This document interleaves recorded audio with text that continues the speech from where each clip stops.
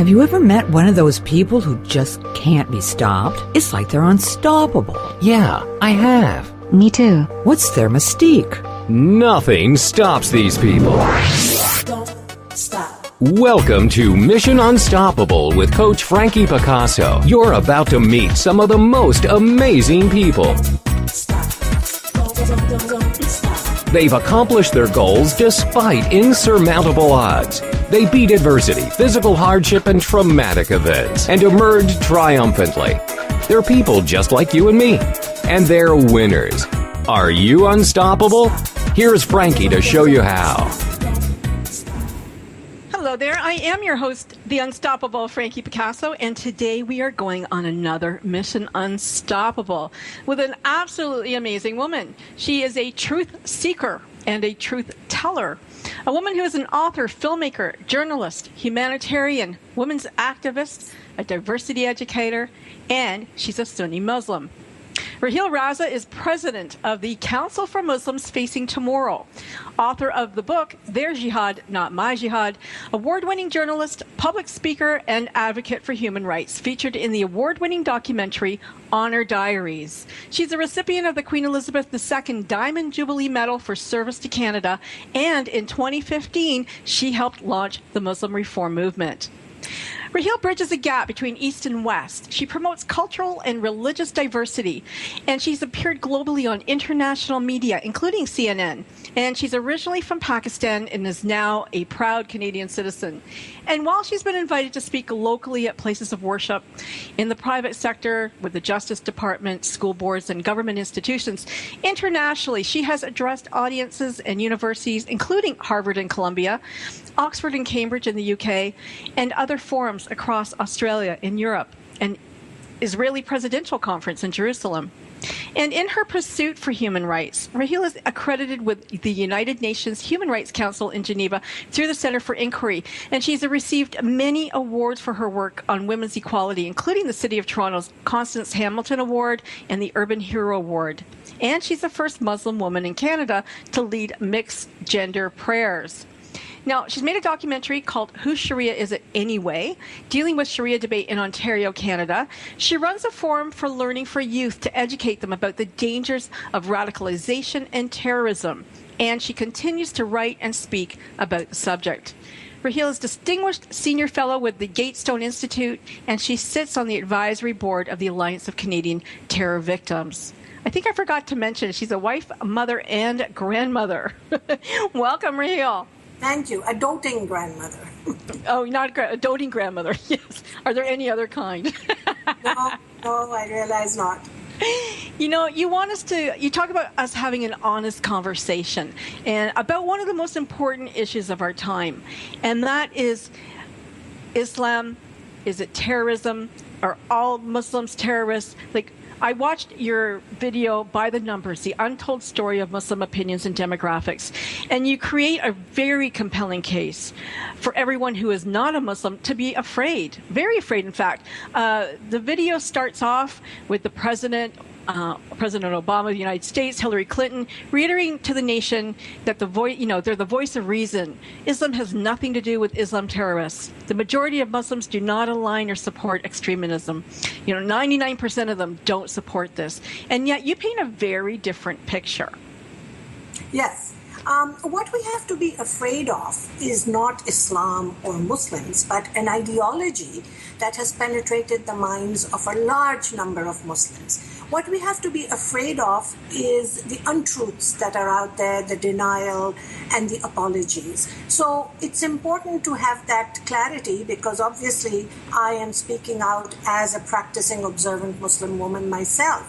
And I'm speaking out because I am worried about the future of my children and my grandchildren and future generations. And, the San Bernardino terrorist attacks were like the tipping point for us, those of us who are in this Muslim reform movement and those of us who care about the countries in which we live. And we felt that it was really important to have an honest conversation.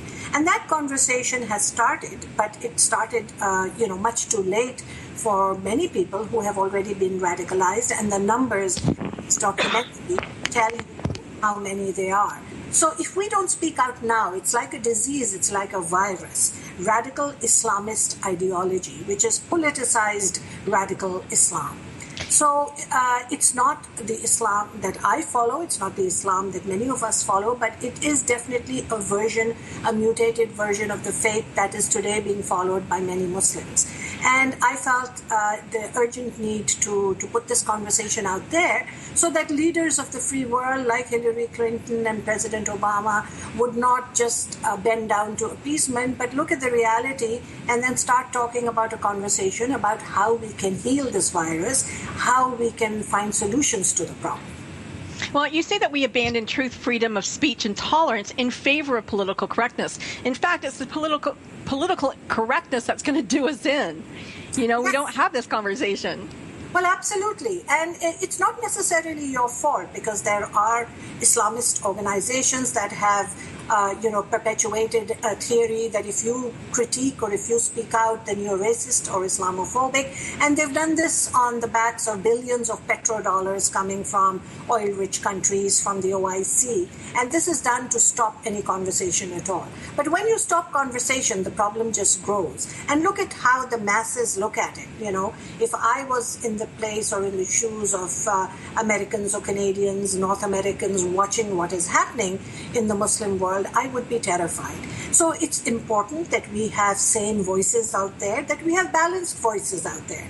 Because, you know, between the two extremes of Trump saying that you need to ban all Muslims, which is really not a solution, and people saying that there's absolutely no problem in the Muslim world, there has to be that truth, that a balanced voice that says, yes, there is a problem, it emanates from the Muslim world, and we need to deal with it. But if we can't talk about it, how are we ever going to deal with it? You know, it's interesting because, like, you really do call a spade a spade. And you know, calling a spade is really, you know, seeing what you see, saying what you see. And so how is it racist to speak the truth? And your truth stated that most of the terrorism in the world involves Muslims. Today, yes. Today. Yes. You know, the world has seen its share of violence from different faiths, from different cultures. It is not, only the Muslim world, but today. When we look at the Muslim world, it is the Muslim world that is involved largely in issues of terrorism and violence, and we need to call it out. I mean, this is why there was a reform in Christianity, but look how long it took. And look at how harsh it was and how difficult it was. So there's always pushback when you sort of speak outside the box. And as you said, I have a reputation of speaking outside the box, of addressing the issue, because we really don't have much of a choice. If we want to bring about change in the world, if we want peace between nations, between faiths, between people, we have to call it what it is. So one of our mandates is to, name it and claim it and shame it, because, we have to call out the terrorists. They're not speaking for me. They're not speaking for the spiritual aspect of the faith that I follow. I was wondering if you could explain, I mean, you wrote the book, Your Jihad is Not My Jihad. Yes. What is jihad? For those who don't know what it is, people think it's going out and killing all the non-believers. So what is a jihad? Jihad is an Arabic word that actually means struggle. So it can be a struggle of the spirit, of the soul, a struggle for truth and justice, a struggle for good over evil, but it can also be interpreted to mean armed jihad. So unfortunately, both the extremists and people on the outside have misconstrued and misunderstood and misinterpreted the term jihad. So in the early days, in the Quran, which is the holy book of Muslims, the word jihad is mentioned, but we're talking about 7th century Arabia, when there were no boundaries, there were no nation states. These were tribal communities, and the only way they knew how to deal with each other was through warfare. Warfare was a way of life. So in the 7th century, the Quran addresses that warfare and says that the bigger and better jihad is the jihad of the soul. And the armed jihad, we are saying, is something that is obsolete in the 21st century. So we are calling upon our religious leadership in the Muslim world to say that armed jihad is no longer valid, because now we have nation states, we have the United Nations, as much of a joke as it is, but it is there, and we have countries, and if countries attack each other, then it becomes valid that you go to war. But to go out and kill unarmed civilians is totally prohibited in the Quran. It is absolutely, it says very clearly, if you kill one person without any cause, it is like killing all of humanity. So the only way that any kind of warfare is justified is in self-defense. And as I said, we are talking about 7th century Arabia, but today we are in the 21st century. So we don't need armed jihad. So I wrote my book after 9/11 to distinguish the spiritual message of Islam from the political message. The Islamic radicals still use armed jihad as an excuse, and they say that we are at war, and they have made the statement that they are at war with the West. So they have, said that they are going to hurt us in any way that they can. Now, this, of course, means millions of Muslims as well who live in the West. And let me remind your listeners that Muslims have been victims of the Islamist radical ideology. Muslims who don't agree with them, Muslims who follow a different path, they have been persecuted, they have been killed, they have been slaughtered. So it is everyone's life at stake, because this Islamist radical ideology that emanates from ISIS and Al-Qaeda and Al-Nusra and all these terrorist organizations, as I said, it's like a cancer, and people are trying to treat it with baby aspirin. This can't happen. We have to address the issue at its root cause. It's an ideology, and then we have to find ways in which to delete it. We're going to go to a commercial break very shortly. When we come back, I want to speak a little bit about Sharia law, and let's look at the numbers, the actual numbers of Muslims in the world, and maybe where they lay across geographically. Okay. How many are we talking about? In the documentary that you did, it was quite compelling, and so let's go there as soon as we get back from our commercial break. I find it very interesting, and we'll break down too the extremists to the moderate political Muslims, and then everybody else, I guess, if we can call it that. Okay. So stick around, stay tuned, stay close. We're going to go to a commercial break in just a moment, but when we come back, we are speaking to Raheel Raza, and you're not going to want to miss what she has to say. Stop. That's right. Don't stop listening. Mission Unstoppable with Coach Frankie Picasso will continue right after these messages. Stop. If you could live your life truly standing in a place of peace, joy, and abundance, wouldn't that make your heart soar? Now you can, with Lessons in Joyful Living, with your host, Kimberly Rinaldi, Mondays at noon Central. Kimberly Rinaldi, having created a highly successful coaching practice, now teaches Lessons in Joyful Living. She believes in empowering others, and that through it, you have the ability to break through any and all barriers, thus allowing you to reach your greatest potential and joyfully step into your life's purpose. What used to take weeks, months, or even years, she can now teach you in a matter of hours with her programs. For more on Kim and her show, go to her website, KimberlyRinaldi.com. That's RINALDI.com. Then join us for Lessons in Joyful Living with your host, Kimberly Rinaldi.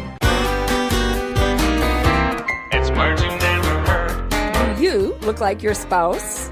According to a University of Michigan researcher, if you think you're starting to look like your spouse, you could be right. The study compared photos of couples in their 20s to pictures taken in their 50s and 60s and found the older they got, the more they looked alike.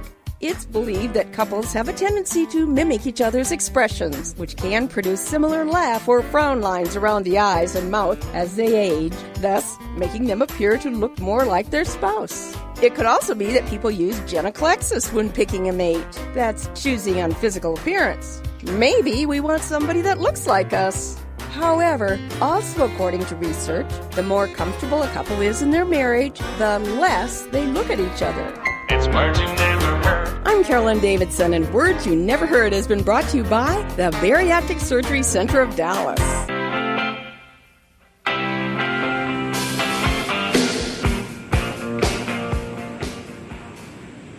And we're back. Thank you for sticking around, and thanks for joining us. Raheel Raza is our guest today. And joining us also from Germany is communications expert Christa Nehls is also here. And we're going to be talking to her in just a moment. And before we went to break, Raheel, we were going to come back and speak about Sharia law and the numbers of Muslims around the world, and how you've kind of broken them into these three concentric categories. Yes.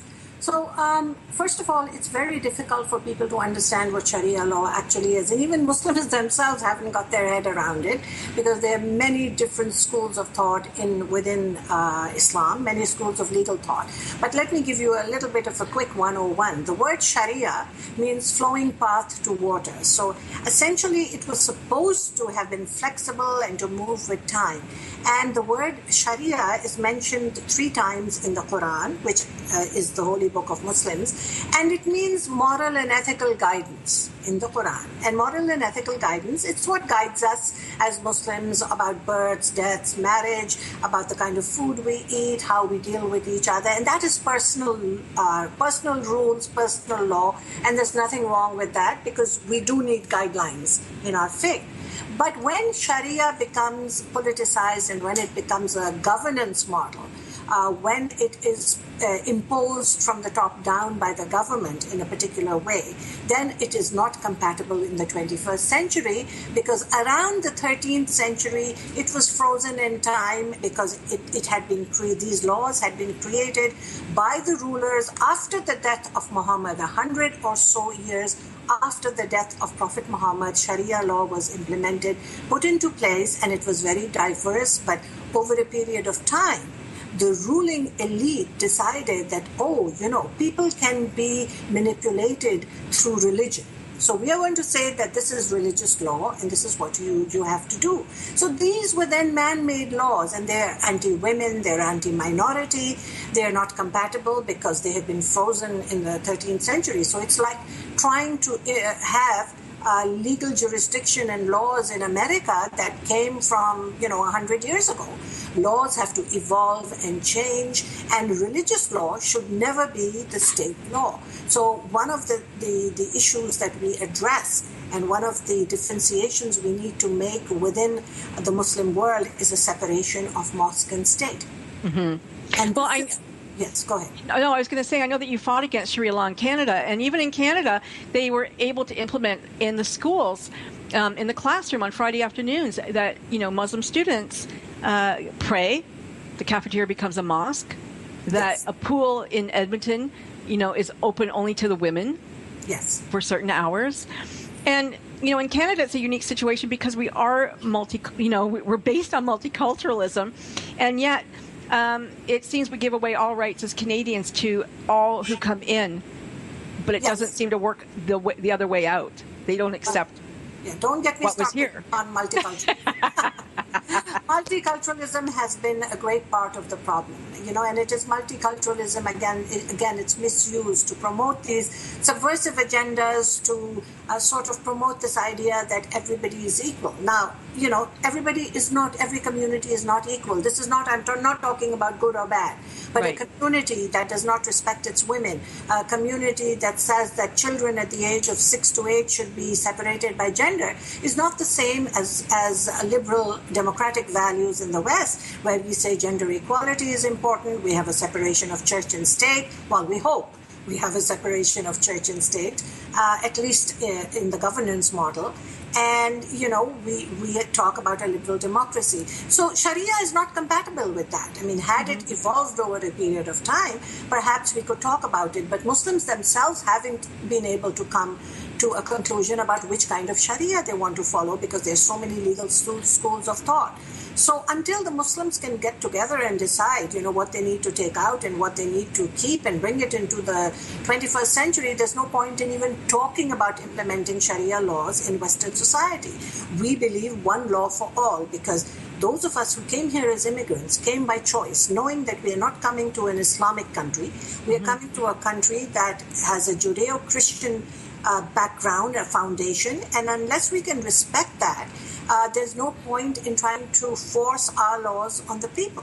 So, you can't wish anyone Merry Christmas anymore, because that's considered to be politically incorrect, but everybody can celebrate any kind of celebration that they Right, have. you can say Happy Kwanzaa.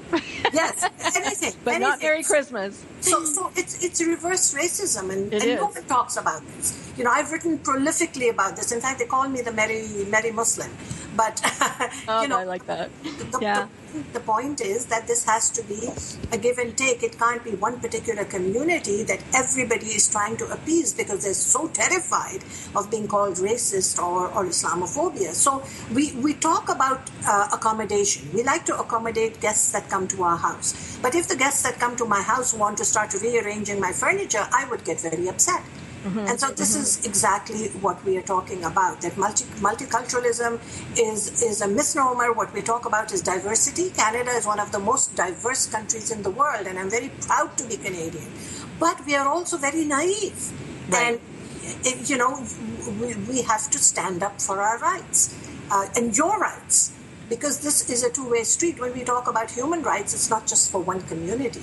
It is for everyone. So when we see this ideology of fundamentalism, of radicalization seeping into our communities in North America, it's a wake-up call. It's a red light. We need to stand up and take stock of this, not through bigotry and knee-jerk reactions and through hate, because that's not a solution.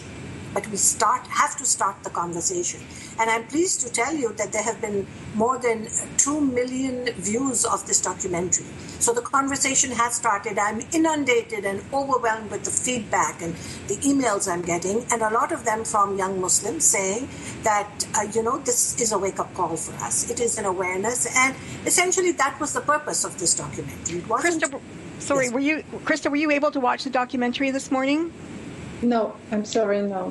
Okay, so maybe, Raheel, can you give the listeners the overview of it and the why did you do this? Well, the goal of the film is to provide a factual picture according to available data. Now, the main source of the numbers was taken from the Pew Research Center.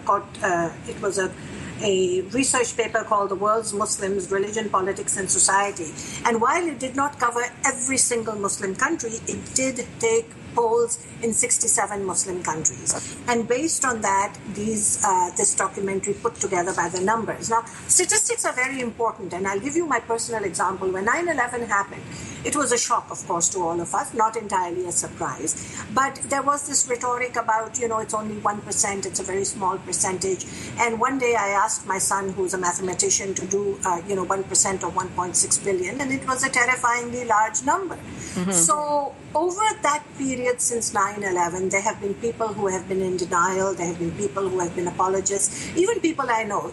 The terrorists are only a very small number. This is what the recurring sentence is. In the meantime, that ideology has been drawn. So what we are saying is that while every Muslim is not out there to kill their neighbor, and while every Muslim is not involved in acts of terrorist violence, the ideology about stoning women, for example, who may be involved in adultery, about wanting to implement Sharia law in Western society, the ideology among young people about justifying suicide bombings, the ideology about blasphemy and apostasy laws. The numbers for these are very high. And killing somebody who wants to leave the religion. Yes. Or marry somebody outside of the religion. Yes. Now this concept of killing somebody who wants to leave the religion is so anti the message of the Quran, where it's very clearly said there is no compulsion in religion. Mm-hmm. So I look upon that and I say that these are people who have created and invented these issues because it gives them power. Religious power is very toxic. Religion has been used since the world was created to empower people. Because that's how. So when you look at many of the Muslim societies, especially, let's say, from Pakistan, where I come, almost 75% of the people are illiterate. They are not educated. So it's very easy to manipulate their minds through religiosity. And this is the kind of power that is wielded by the Islamists, by the people who have turned the faith from spiritual to political. And when you politicize a faith, obviously there are a huge number of problems that come with it. So this documentary was made to create that awareness and say, look, did you know that 53% of the population of the countries that were polled, they support Sharia as the law of the land? And so, that is a wake-up call. We hope it's a wake-up call because people need to wake up and start looking inwards instead of constantly finding conspiracy theories. So how do we balance? This knowledge that you share? 53% of the people, support Sharia law. Now they're going to want to get into politics, and there's so many, so they're going to get voted in, and then next thing you know, we have Sharia law. So how do you balance, the fear, the human,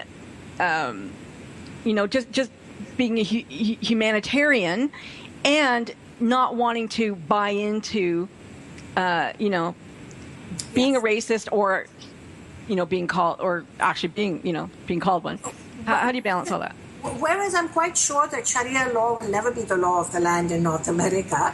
I mean, there are countries like the United Kingdom in which they have more than 80 Sharia courts operating.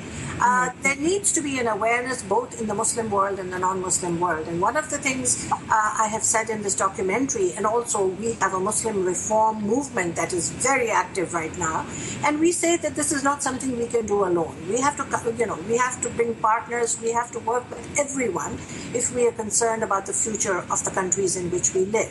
And again, once you have the awareness, we can bring about change. Now, our leaders and the government and politicians who are looking for votes, they appease those people who are trying to promote these archaic ideas.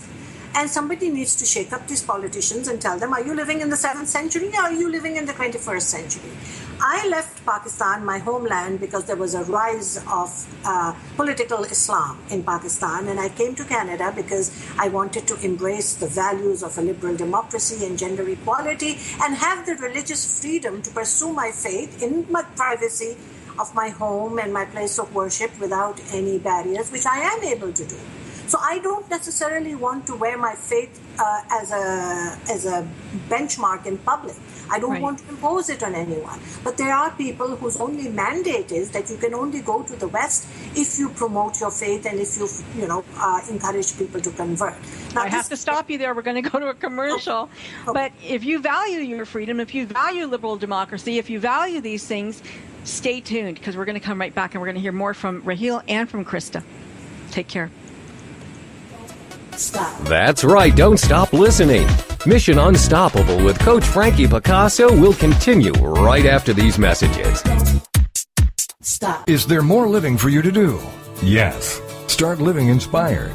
Be here for Living Inspired with Tricia Goyer. Thursday afternoons at 4, 3 p.m. Central on TogiNet.com. Tricia will dig deep into topics that matter most to women, inspiring women to make a change in their own lives and to make a difference in the world, and maybe even deep within their own hearts. Tricia is a wife, mom, speaker, family expert, and author of 24 books. For more information on Tricia and Living Inspired, go to her website, TriciaGoyer.com. That's TriciaGoyer.com. Tricia's vision is to be the voice of hope and possibility for women of all ages. Her intention is to serve ordinary women by encouraging extraordinary things with God's help. Tricia expresses real life, real hope for real women. Is there more living for you to do? Yes. Start living inspired. Living Inspired with Tricia Goyer. Thursday afternoons at 4, 3 p.m. Central on TogiNet.com.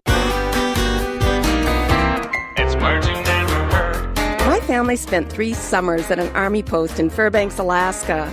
Living 120 miles south of the Arctic Circle, the sun never sets, so it's light all night long, all summer long. Soon we found ourselves taking our kids to the park to play at 3 in the morning. Boy, were we screwed up.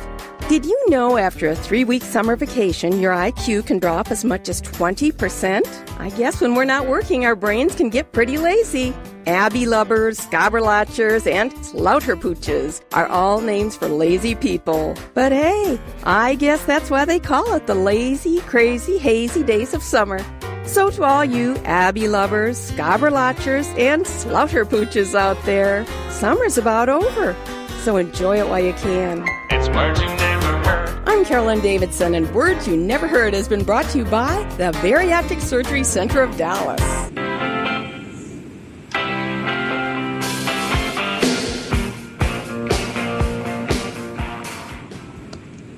Well, we're back. It's Mission Unstoppable with Raheel Raza and my other guest, Christa Nehls, and you're listening to two really brilliant ladies, and it's such a pleasure to have both of them on the show. Christa is from Germany, and she is a communications expert. She has a television station that she runs, and she's a communications expert, as I said, and she is also a volunteer in the Syrian refugee camps. Now in Canada, the refugees have started to arrive. There are 2 or 3 flights daily are landing here. Christa, you've been going in, but they actually have a camp, refugee camp where you are. Tell us what it looks like in that camp and the climate. Well, good evening from Germany. These camps, how can I describe it? It's been the old, casernes, the barracks from the Americans. And they have kind of used for the people. They have removed all the keys, so the doors are open. No one is allowed to have some place to retire. The next is these camps are partially overcrowded, where the refugees arrive first. And there are sometimes problems with supplies for water and for clothes and things like that. People are not able to wash themselves. And to pick up one remark Raheel made, these people that arrive, most of them are very highly educated. Mm-hmm. We know that about 80%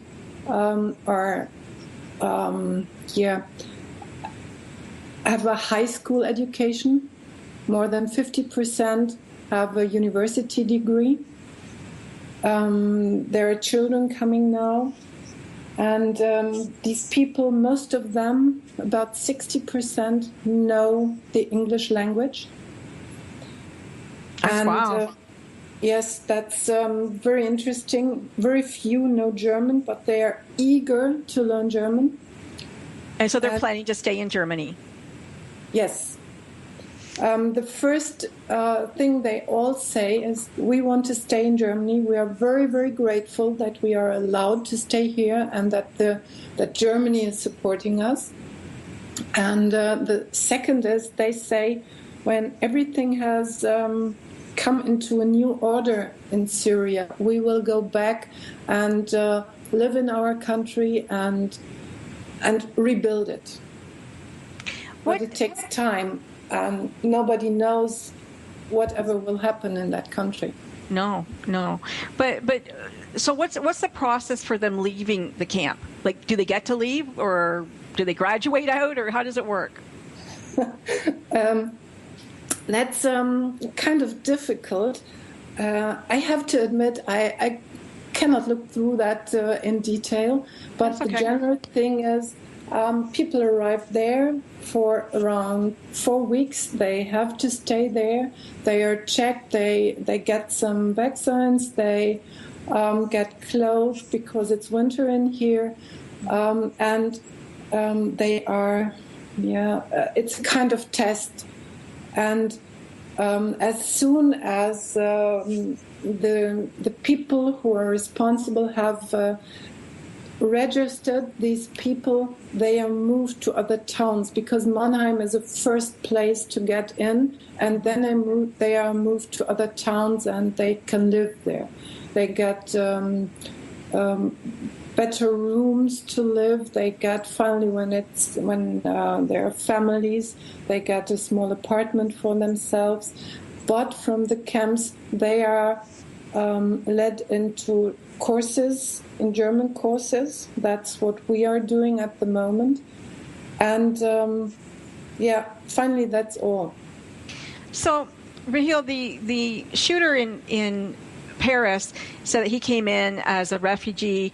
Nobody really questioned that, and he was able to go freely through Europe. What do you think should be done with the refugees? I mean, we all feel so bad for them. I really do. And I know, Christa, you do.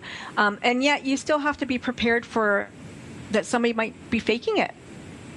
Yes, you're absolutely right. So, the humanitarian cause is first and foremost.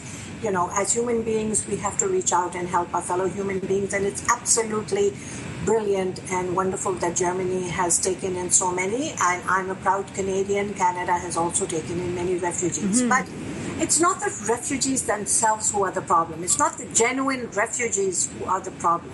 Right. The problem is those mercenaries who are using this cause to promote their own agendas. And I'll give you a direct example. When the refugees came en masse to Europe, there were 120 Pakistanis who were caught coming in with the refugees. Now, they were deported and sent back to Pakistan, but Pakistani government said, we don't want them. They came back, and they sent them back. So there are obviously mercenaries. This is how the radicals, move their movement ahead. There are bad people who will come in with the good people. So while we need to be very humanitarian, we need to be very loving and careful, at the same time, we also need to be careful. We need to take measures that, background checking, make sure that they are, once they come to Western countries, that then they don't get handed over to the wrong kinds of people. But I'll tell you, for example, that there are some radical mosques and Islamist organizations that are waiting with open arms for the refugees to arrive, because this is new fodder for them. Sure. So these are people who are sad, they are unhappy, they are desperate, and they will embrace them. And this is what they do. This is how they bring in all the young people who go and join ISIS. How do they do this? They prey on the minds of those who are lonely, of those who are alone, those who have a vacuum. They prey on the minds and hearts of those who are vulnerable. And at the moment, the refugees are the most vulnerable. So we already know of some organizations here who don't have a good reputation in terms of their ideology, who are just waiting. And of course, the funding is coming from Saudi Arabia, because Saudi Arabia would love to get their ideology into these people. Now, some of the refugees who come, we don't know. They may be secular. They may not be that religious. They may not, even be Muslim. Mm-hmm. But they are going to be targets of those mercenaries who are looking for these opportunities. And this is where our governments, our leaders have to be more aware. They have to be more cognizant. They should know the background. So this By the Numbers documentary is something they should see, because they must understand what is happening in the rest of the Muslim world that can find its way on the backs of people with subversive agendas who will use any means to come into the West and to harm us. You have to understand that ISIS has declared war on the West. They're at war with us. They have said that we will hurt you from within. And they're successfully doing that. The San Bernardino terrorist issue is just one example. And there were links to the woman Tashfeen Malik, who was one of the terrorists in the San Bernardino attacks, to a school where she had studied, and that is called the Al Huda Institute, which has actually a school running in Canada. Wow. Yes, and so surprise, there are people not that they are being taught directly to go and kill people. This is what I guess Westerners have difficulty understanding, that this is not a war of weapons. This is for ideas. Yeah, and even in San Bernardino, though, the neighbors, again, saw activity that was suspicious but didn't want to be called racist, so they didn't want to call it in. Yes. And CARE, I read yesterday that CARE is trying to get the baby of the woman, the 6-month-old baby of the woman terrorist, because they're saying that, by Sharia law, it has to be raised by a Muslim family. Well, they'll use any means. I mean, talk about CARE. What kind of credibility do they have? They have been labeled as a terrorist organization by none other than the United Arab Emirates. It's an Arab country.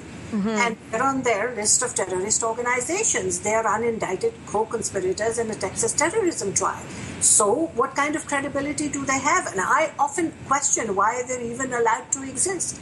All they do is offer apologies and conspiracy theories. They never really address the truth. So some of us have to stand up and speak out and say, hello, that we have a problem. It's not dishonorable to confess that one has a problem. It's like having a child who is a drug addict. Unless you actually acknowledge that they have a problem, you cannot give them the treatment, you cannot rehabilitate them. So this is a huge addiction, radical Islamist ideology, and it's growing by the day, and our young people are getting sucked into it because no one wants to address the problem at its root cause. They don't want to address the funding that is coming from oil-rich countries to promote these agendas. They don't want to shake the balance because, my goodness, what are we going to do without oil? God forbid we had to say something to Saudi Arabia and the oil prices would zoom. So, we have to look at how we are dealing with it. But for us in this documentary, it is our responsibility to put the problem out there and say this is the issue, and then find ways in which to handle it. And it's very difficult to walk that middle path, to walk that balanced path without going on the two extremes. We've only got a couple of minutes before we go to break, but Christa, you brought up a point that there's a lot of Germans who are afraid and you fear that they're going to go against these refugees. And so now are we going to get a new kind of race riot happening around the world? Is this, going to be the new norm? Is that what Germans are afraid of? Somehow yes, somehow no. I understand that people in Germany fear the refugees. Mm-hmm. And I understand the refugees. They're kind of lonely in this country. And so they are moving with 10, 15, 20 people. When they are going with a train or something like that, they are quite a lot of people. And German elderly people fear that. Right. And so a kind of fear is raising. And this is a kind of fear which is how can you say that? Supported by certain groups that are not welcome in Germany. Okay. Yeah. And so that might become a riot. I'm not certain that it will be, but the first thing is to be calm, to stay calm, to introduce the people to each other and say, no, they don't want to do you any harm. No side to each other. And it's okay how people are living, but stop the fear. Mm-hmm. And stop firing fear. That's it. Good advice. Stay calm, stop the fear, but be aware. Be aware. We're going to go to a commercial break in just a second, and very good words from Christa and from Raheel. We're going to come back with these two ladies, so stick around. We've got more honest conversation for you. That's right. Don't stop listening. Mission Unstoppable with Coach Frankie Picasso will continue right after these messages. Stop.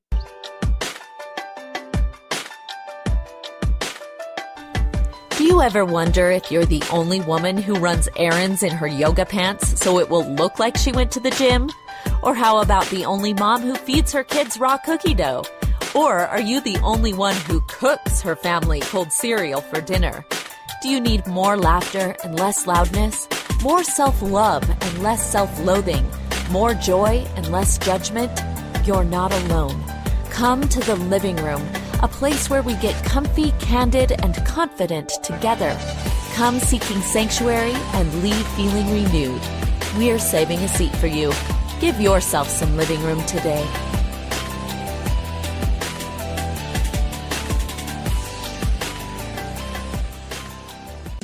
It's the Fitness Minute with fitness expert Annette Hammond. It's that time of year to make resolutions and goals for the new year. It seems like we all get a chance to start afresh and become the wonderful, lean, healthy, and happy person that we've always wanted to be. But most of us fall short of reaching our goals. If you're like most of us, whenever you think about a New Year's resolution, failure comes to mind.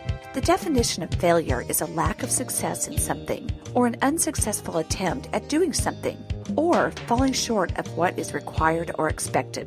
It's time to make this year different. Now is the time to put those disappointments to rest and to make positive changes in your life. I want to encourage you to make your health and exercise a top priority this year. Exercising every day is such a positive force in your life. Make daily exercise your New Year's resolution and one of your best years yet. For the Fitness Minute, I'm Annette Hammond.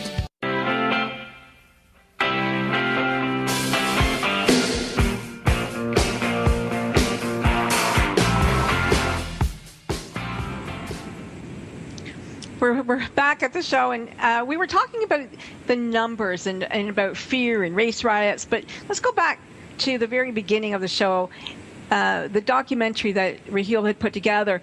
1.6 billion Muslims, the fastest growing religion in the world. Like, that's huge numbers. And when you were talking about ideology, 345 million Muslims believe in honor killings. Like, that's a huge number. Yes. That's a lot of people. That is a lot of people. But let me clarify something, and this follows up on what Christa had said about fear.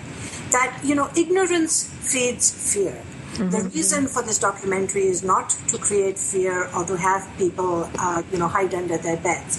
Awareness and education about each other, knowledge about each other clears away many of the misconceptions. So with large numbers of refugees coming into Western countries, while we need to be cognizant of these numbers in the Muslim world, it also means that we need to have conversations, we need to have dialogue, we need to get to know people.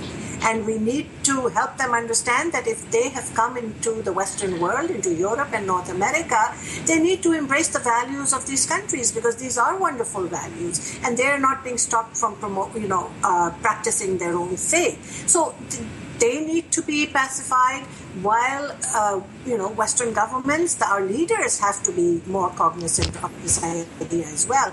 Walk the balanced path. Don't promote the ignorance, don't promote the fear, because that's not going to help. So, if being fearful and lashing out and having riots was going to be a solution, let's say, it's never a solution. And we've seen, areas in Europe where there have been riots, and then it just goes on and on and on. How is that ever going to solve the problem? It just polarizes and ghettoizes the communities. We lack conversation amongst each other. But the question is, like you mentioned at the beginning, that the belief system stems from a 7th century. Yes. And yet here we are in the 21st century, and they still, and I've thought about this for a long time about the Middle East and why the problem, like, why can't they just jump into the 21st century and get up, to speed with everybody else? Like, how do they still live such an archaic existence in their head? Yes. I watched a documentary you did the other day about the niqab. The niqab. Why would you? I see guys downtown Toronto wearing their wife beaters and their shorts, and their wives are covered from head to toe. Yes. That's control, right? It is control. Yes. So let's put this into perspective. You're talking about large numbers of Muslim societies, Arab societies, which are extremely patriarchal and misogynist. There's a huge issue with women's rights because it's convenient for them to treat women like they were in the 7th century. So in the 7th century, the witness of 2 women was needed for one man. But things have changed. Islam has, not Islam by itself, but Muslims have a huge problem bringing themselves into the 21st century, into modernity. They equate modernity with the Western world, which they look upon in a negative way. So part of our work is not just to create awareness, but also to educate and say, yes, you have to live in the modern world, because this is where it's all happening. So it's impossible to century, but they live in these little ghettoized minds. And let's not forget that the religious leadership loves to promote this idea because it gives them power and control. So while a large part of the world is moving ahead in technology and modernity and making huge strides, a large part of the Muslim world is going back in time to the 7th century. And there are religious leaders who say that the only good Muslim is a 7th century Muslim. So that ideology is being promoted from the pulpits of some mosques, from Islamist organizations, from madrasas. So the school that was run in Canada by this Farhad Hashmi was just like a madrasa, where young women were being told that it's okay to allow polygamy, that you need to cover yourself from head to toe and wear gloves in the stifling heat of summer, that you don't need to shake hands or work with people who are not part of your faith. I mean, this is all garbage. But my husband's in construction, and he's building. He just finished building an office space where they put prayer rooms in. Like they've never had that before.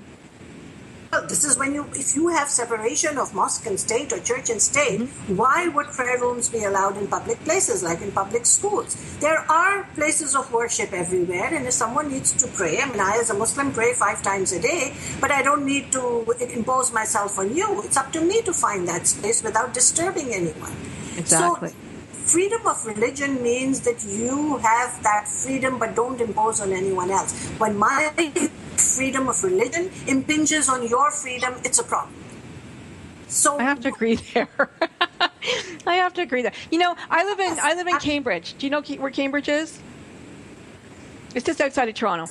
We have maybe 120,000 people here with Waterloo and Kitchener, and we have 3 mosques, which I find a lot for this, and not one synagogue, which it seems like is interesting, you know, just the demographic of it.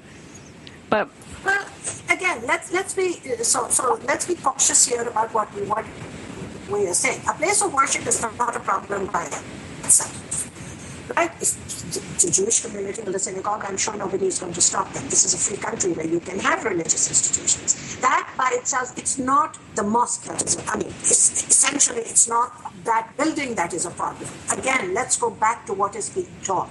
What is the ideology? What are the messages that are being given? And that is what we have to target. If they're messages of hate.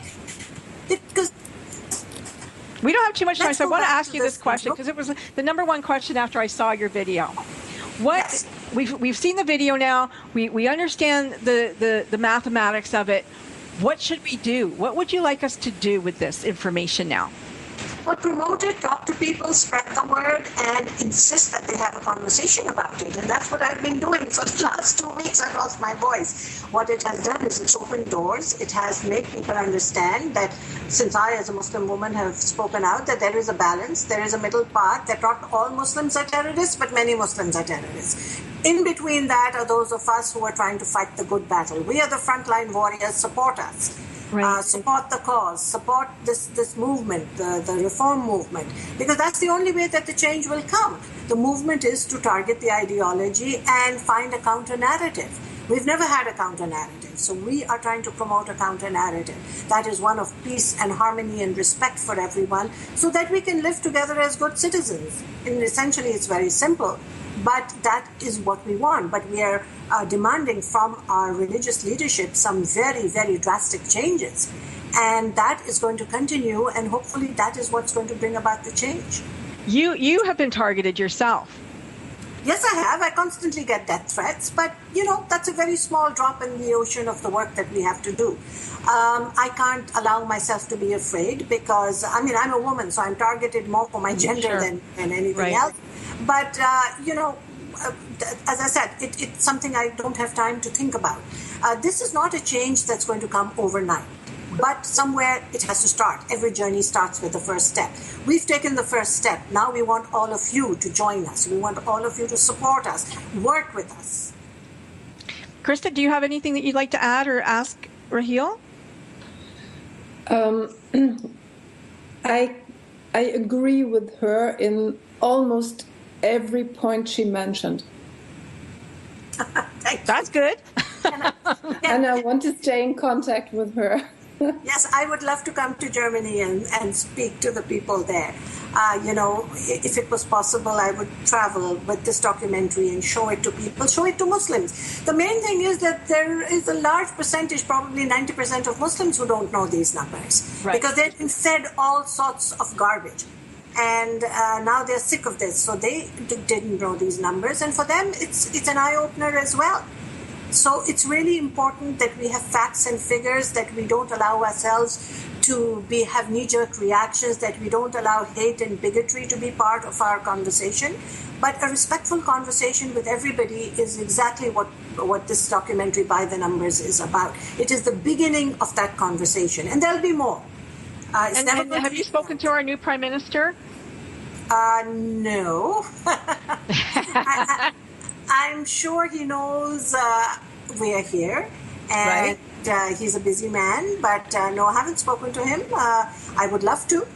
I think that as a leader of our country, it's important that he also understands some of these issues, which maybe he does or doesn't. I don't know. But, we are going to take it day by day. We look into the future. And I'm an eternal optimist. Otherwise, I could never do this work. So I have hope for the future. Because I'm very curious about sorry, because I've only got a couple minutes, so I really want to get it in. I'm curious about Raheel from Pakistan. How did she grow up? Very quickly. I grew up in a culture where women were supposed to be seen and not heard. I was born a rebel. I was a rebel since I was a young child. I questioned the status quo, and that's not something that was encouraged. So I actually met and married a man that I love, who is Shia while I'm Sunni, so our children are Sushis. That's a my goodness. We'll have to bring you back on here about that one. That's crazy. Oh my gosh. Wow. I left Pakistan almost 50 years ago. About 45 years ago. And I've been doing this work ever since. So, it's my native land, the land of my birth. And it hurts me immensely when I see what's happening there. So at least once a day, I burst into tears because of what is happening there. It's changed. It wasn't like this. I studied in a convent school with Catholic nuns. That's why there's a bit of Irish in me. So, okay. There we go. Christa has one more quick question. Quickly, yes. Christa. We got 1 second. I think 1 minute left. No question. It's just to tell you, and I think it's in your sense, Raheel, all the Syrian people I had the chance to talk to, I told them, you're welcome in this country, but please integrate, do not assimilate. Thank you. That's a very important point. Very, very important. This integration issue is extremely important because if they advise themselves, they're lost. So this is a two-way street. Integration means reaching your hand out and speaking to others and not having your back up. It means opening yourselves up to others. And that's something that the larger Muslim communities have not necessarily done in North America, and we're seeing the results of that. So, we need to use those examples and definitely encourage them to integrate. Christa Nehls, thank you so much. Raheel Raza, thank you so much. I'm going to put all the information up on the Frankincense and More site on the TogiNetRadio.com. So go there if you want to find out how to reach either of these ladies. It'll be there for you. And we've got just 30 seconds, but as we're coming into the season, as they say, Merry Christmas, Happy Holidays, Happy New Year. I hope that it is one of peace and honest conversation, which would be great. Yes. And thank you so very much. I never say Happy Holidays. I always say Merry Christmas. So Merry Christmas and a Happy New Year to all of you from the Merry Muslim. Thank you. Happy holidays. Happy holidays. Despite my last show of the season, so very happy holidays. Merry Christmas and Happy New Year to everybody. Thank you. Have a great people who, when the odds were against them, turned defeat into victory. You've been listening to Mission Unstoppable with Coach Frankie Picasso. See you next time, and always remember, don't stop.